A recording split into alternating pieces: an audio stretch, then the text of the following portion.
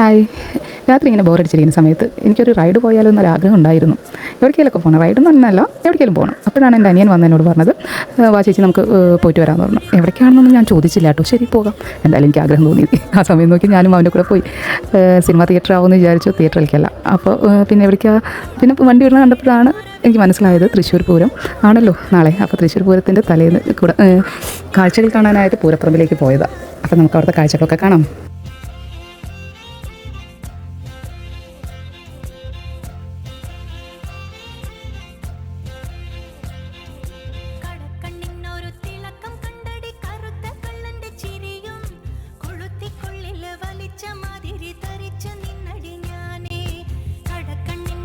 എനിക്ക് ദാഹിച്ചു. അങ്ങനെ ഒരു കുൽക്ക് സർബത്ത് മേടിച്ച് കുടിച്ച് ഞങ്ങളങ്ങനെ വീട്ടിലേക്ക് പോയി.